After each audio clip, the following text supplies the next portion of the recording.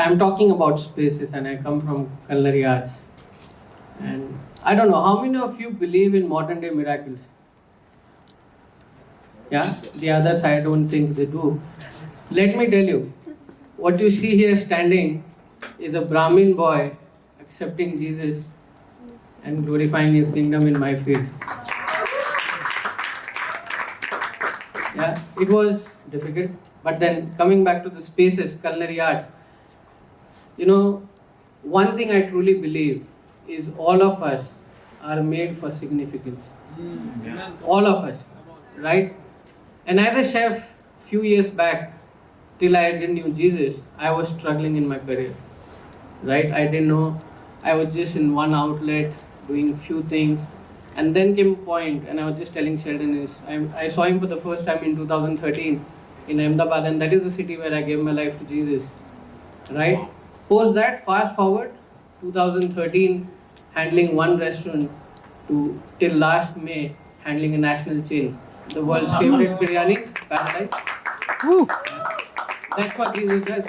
Hallelujah. So, Amen. whatever field you are, you can create an impact and you can have a life of significance. Man. And that is what Jesus has called us to do. What did he say? That you will do greater works than I did. Yeah? And I think all of you sitting here, in whatever creative space you are, you have the possibility to impact. I believe I am called to be in the marketplace because there is so much in the marketplace which is not impacted. And through my profession, through the art I put on the plate, or through the people I work with, there was a time where I wanted to get into full-time ministry. But God said, no, I want you to be there where you are. And that's obedience. That's the second thing we need to understand, that we need to have obedience of what He says. If I would have quit from my profession and get into full-time ministry, I would not have been able to impact people in the marketplace, whether they are people who own restaurant chains, people who are in hospitality, or even people who are in businesses. There are multiple people who I could impact and get them towards Jesus. And that's the life of significance if you have obedience. And one thing which is truly deep in my heart is a verse from Matthew chapter 5. It starts from 13 to 16.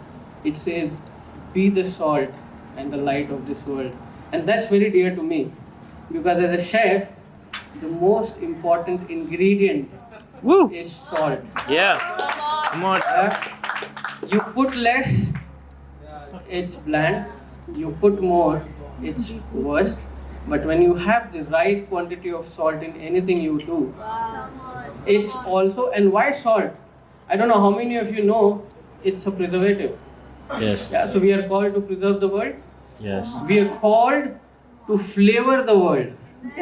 Yeah, that's the salt. And then the light is light everywhere we go. We are His light. We are His brand ambassadors. So through your art, through your baking, through your painting, through your singing, or whatever you do, you are a salt to this world. Wow. We got to preserve. Amen. We got to flavor the world. Just think about your close circle and think about you as a salt and see what flavor you are adding. Are you adding less? Are you adding more? Or are you adequate? So it's just that, His love is so powerful.